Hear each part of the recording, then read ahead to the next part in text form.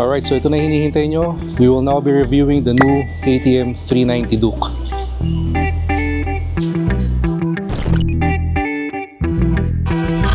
Kaya all news because 90% ang nabago dito from the previous version.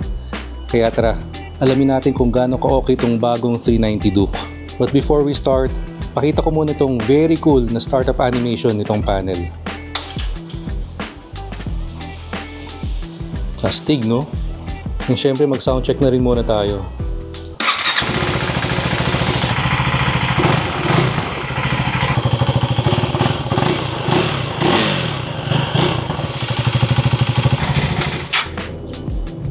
Start na natin sa engine. So this new 390 Duke uses the new LC4C engine ng KTM. And meron na tong 399cc displacement compared dun sa 373 displacement ng previous model. So sa mga magtatanong kung expressway legal ba to, the answer is yes. 400cc to on paper. Ayan, nakalagay rin pala dito yung displacement. And this is a single cylinder, liquid cooled, 4-stroke engine. And itong bagong model has an updated gearbox and updated cylinder head. And sa mga familiar sa KTM, their engine is known for its power and acceleration, and na-feel ko naman yun nung first ride ko. And to make the most out of the power, the new 390 Duke has 3 riding modes. So merong street, which is the standard mode. Meron ding rain mode to make sure na you still have full control of the bike, even in wet condition. And syempre track mode, kung gusto mong magwalwal. And of course, kung gagamitin mo sa track, itong 390 Duke. Ang maganda dito pag pinili mo yung track, magbabago yung itsura ng panel mo. Balik ko ulit sa street para makita nyo yung difference. So ito yung street, ito yung track. So pag naka-track mode ka, ginagawa rin niyang more race-focused yung panel. Enlarging the rev counter, showing the lap timer, pinapakita rin yung selected gear display, reduces the size of the speed readout, and it also shows the preferred rider aid settings. And ang masaya dito, pag naka-track mode ka, ma-access din ni rider yung launch control. Kaya nga lang, hindi pa natin matatry itong launch control kasi bago pa itong bike. So yung launch control menu is only available pag naka 1,000 kilometers na. E sa ngayon, nasa 200 plus kilometers pa lang yung mileage nito. Sayang, no? And to control the panel, meron ding toggle switch dito. Up, down, back, and select. In total, nandito na rin tayo sa panel. Pakita ko na muna lahat ng options. So there's a lap timer. For motorcycle, nandito yung ride mode.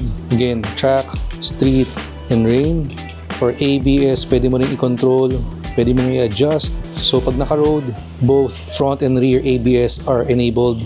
Pag naka-supermoto naman, yung rear ABS is turned off. Kaya matutuwa dito yung mga mahilig magpa-slide ng likod. Traction control is also adjustable, on or off. And gusto ko rin yung graphics ng KTM dito. So kitang-kita ng user yung mangyayari. Example here, naka-red is off and green is turned on. And again, itong launch control na hindi pa natin magagamit ngayon. You also have the bike info. So kita mo yung coolant temperature, fuel range, battery voltage, odometer, and kung kailan yung next PMS. Then of course, you have the trip info. May mga settings din na naka-grayed out pa. No feeling ko because naka-break-in pa tong bike. Like for example, tong shift light, hindi pa natin pwedeng i-adjust since below 1,000 kilometers pa lang tong bike. And meron ding extra functions like call, pag naka-connect yung phone mo dito, launch control, pag naka 1,000 kilometers ka na, audio, navigation, and remote control mode. May speed control din, but again, hindi pa natin ma-access. So balik na muna natin ang street mode.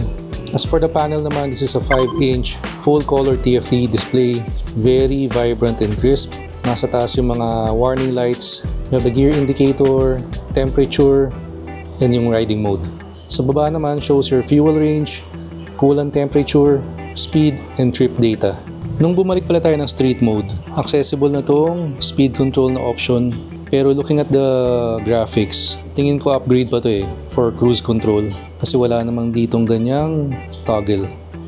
And for the controls naman, you have the horn here. In fairness, ang lakas ng busina, stock pa yan. Turn signals, hazard, and of course, itong toggle switch. Up, down, back, select. And meron ding passing light switch dito. Yung right side naman is very minimalist. Kill switch lang, and your starter.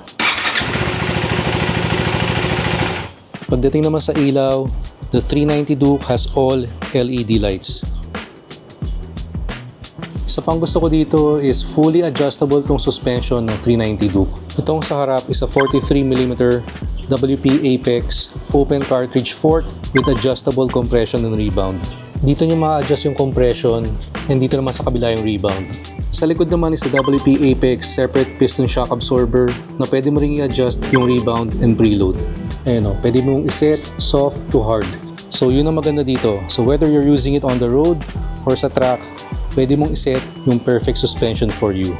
In terms of braking naman, the front wheel has a 320mm brake disc with 4 piston radial calipers. And the rear wheel has a 240mm brake disc with a twin piston caliper, with cornering ABS and Supermoto ABS as standard. For the tires naman, it uses a Sportec M9. Yung front is 110/70/17, while the rear tire is 150/60/17. The 390 Duke has an 820mm seat height, pero for me it rides slower kasi medyo narrow tong upuan and sobrang premium tong orange na seat. Lambot oh. Even tong pillion seat is plush, hindi magagalit sa yung OBR mo. And this 390 Duke has a longer wheelbase, hybrid frame, banana style swing arm, and underbelly exhaust. And meron din tong 15 liters na fuel tank, kaya pwede mo tong i-long ride. Ang ganda ng paint niya dito, no? Parang matte orange combined with glossy orange dito. And with the 309,000 peso price tag, sobrang sulit na with what you're getting. Alright, tara na! Test ride na ulit natin. Alright, so second time natin magagamit tong 390 Duke. And again, I'm really excited. Sobrang nag-enjoy kasi ako nung first time natin eh. Tara, let's go! Alright, so service road gaming tayo. Hindi kasi tayo makapasok ng expressway kasi walang bawal pumasok pag walang RFID sa sukat toll. Okay lang kasi na-try na naman natin sa Skyway kahapon tong si 390 Duke. And para matest rin natin kung pwede to sa service road gaming. And so far pwede naman. The 390 Duke feels very light and hindi rin naman masyadong malapad to. So pwede sa singitan. Pero since hindi sa atin tong motor, hindi ko masyadong fini-filter para safe. Tumatalon talaga to. Hindi pa naman ganun karaming 400cc bikes ang natry ko. Pero sa mga nakakaalam, pa-comment naman kung ito ba yung 400cc na may pinakamalakas na torque. And another thing na gusto ko dito is yung ergonomics. Sobrang upright ka. Tamang tama for me yung height ng handlebar. Hindi ko kailangang sumubsob para maabot. And yung foot pegs naman are a bit aggressive. Medyo nasa likod. Kaya sporty talaga yung ride mo. And gusto ko rin pala na napakalambot ng clutch nito. Pati yung shifting. So hindi mangangalay ang kamay mo dito kakapalit ng gear. Now for me overall it feels very premium. Kahit yung stock side mirror niya, tingnan nyo naman. Yung stem hindi yung the usual na manipis. Ito flat na makapal. Alright, so ito yung fill investent. Usually pag mga may moto show dito sa South, dyan ginagawa. Like yung recent na All About Wheels Manila custom moto show.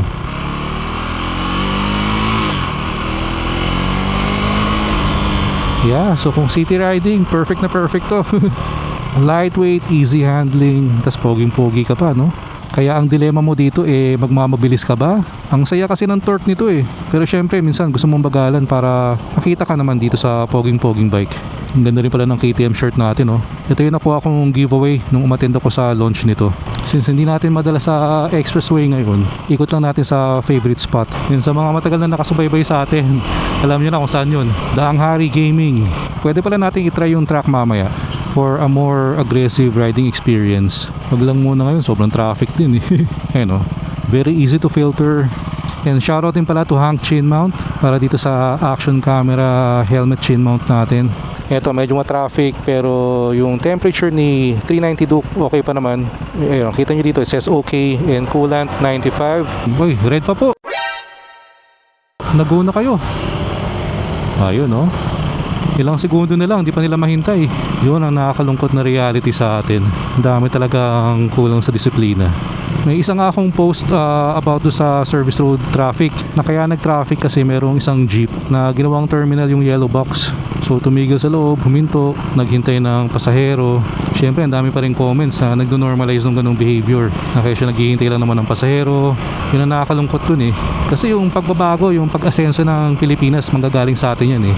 Na once magkaroon ng disiplina yung mga tao, na kahit wala nakatingin, ginagawa yung tama, doon mag-i-start ang pag-unlad ng Pilipinas. Pero kung ganitong kinukonsinti natin yung mga maling gawain, eh sadly talagang may hirapang umasenso ang Pilipinas. Ako, take ko lang naman yun ha. Personal take ko lang yun. Kung merong kontra dun sa mga sinabi ko, we're all entitled naman sa mga sarili-sarili nating opinion. So we are here, Daang Hari. And regarding the seat height pala, sabi ko nga kanina, this is 820mm. Actually, same to ng Z900 on paper. Parehong 820mm seat height. Pero pakiramdam ko, in reality, mas mababa itong 390 Duke. Kasi mas narrow yung upuan niya eh. Kaya talagang abot na abot mo. Ilan to, traffic. Gusto ko sana dumaan sa Villar City eh. Pero hindi natin alam kung hanggang saan tong traffic na to. Ikot na muna tayo. May good spot din naman akong alam sa Alabang. Tsaka na natin to dalhin sa Villar City.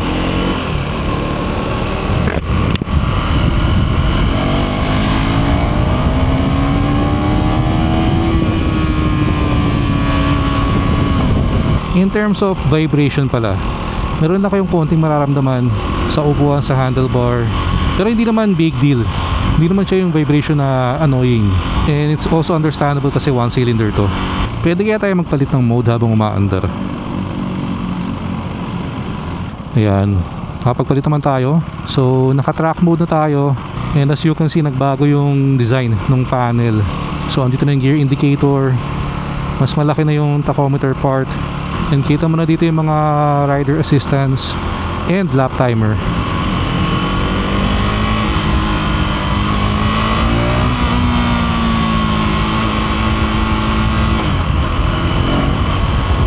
Mas naging sporty ba? Napakaramdaman ko eh. Siguro hindi ko masabi kasi yung street mode, yung pinaka standard mode, eh napaka sporty na rin eh.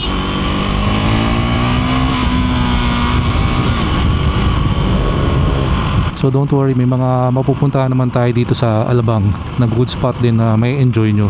So dalhin ko na lang kayo sa mga aesthetic places or spots dito sa Alabang na gusto kong puntahan pag nag-ride.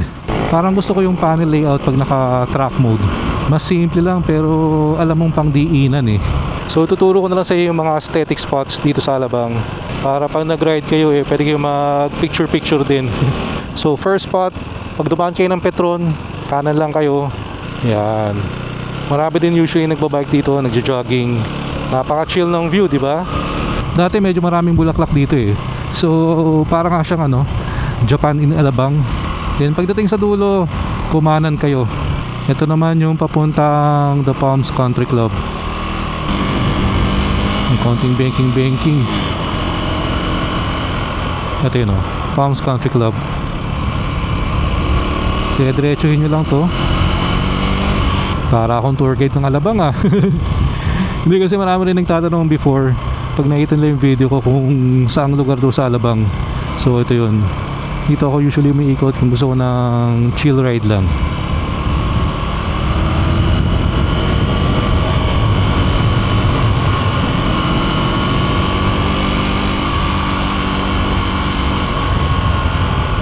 Then kanan kayo dito. So sa part na to, ito na yung the block 10 pala. Pero lagi may mga gandang auto dito eh. Yan, dito rin yung Carrera Cafe. Ayan dito. Ayun. Meron pa tayong last na aesthetic spot. Yun lang sa bandang tapat ng Festival Mall. Pero going back sa review nitong 390 Duke, again, it's very enjoyable to ride. Yun nga, paggamit mo talagang chill lang eh. Talagang marirelax ka, mag-e-enjoy ka lang. So tapat ng festival, turn left kayo dito.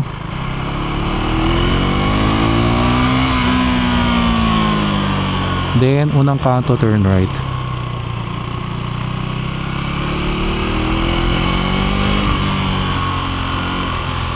Yan, ako ito yung favorite spot ko.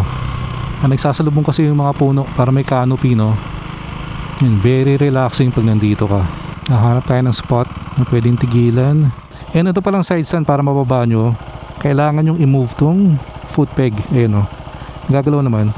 Kasi pag hindi nyo move, hindi nyo ma-access yung side stand. So move the peg, ayun. Yan na. side. And then nakalagay din dito pag naka-side stand ka. Hindi na natin itatry i-adjust tong suspension kasi wala naman ako alam dyan. Pero dun sa mga maalam, again, it's a very good feature to have fully adjustable front and rear suspension. Okay, tingnan pala natin yung mga options ng track mode. Ganda talaga no, intro animation. Hindi ko na rin itatry itong Supermoto kasi hindi rin naman ako marunong magpadulas ng gulong sa likod. Traction control, on lang din natin yan. Ito yung sayang no? So launch control menu is not available below 1,000 kilometers. So ito yung odometer natin, nasa 281 kilometers pa lang yung tinatakbo nitong 390 Duke. Nakakatawa rin, ngayon ko lang napansin, tingnan nyo pag nasa coolant temperature ka, naka-green yung radiator. Then pag sa fuel range, yung gas tank naman yung na-green. Battery nandito. So yun yung mga details na hindi naman kailangan gawin ng KTM, pero ginawa nila. So for me talagang this bike feels very premium. For me, gusto ko yung upuan talaga nito, yung orange. Nag-flow kasi yung color theme. And kahit yung pillion seat nila napaka-plush. And definitely mas malambot to sa pillion seat ng Z900.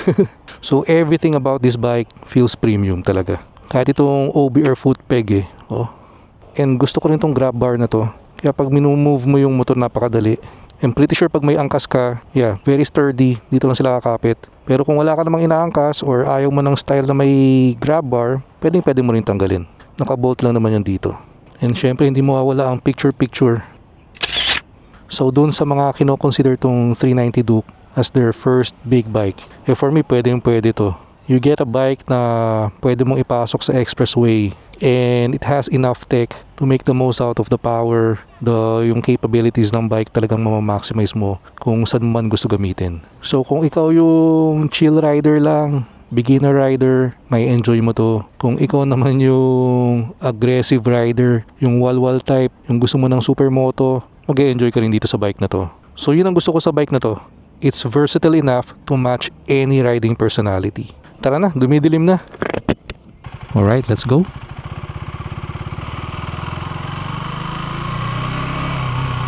Alright, and plug ko lang din pala very quick sa mga hindi pa nakasubscribe sa YouTube channel natin. Please click the subscribe button below and like and share the video. Road to 16,000 subscribers na tayo, so sana matulungan nyo ako. Alright, so maraming salamat sa mga sumama sa atin today. Kita-kits tayo sa next video. Ingat kayo lahat palagi, always ride safe. Peace out.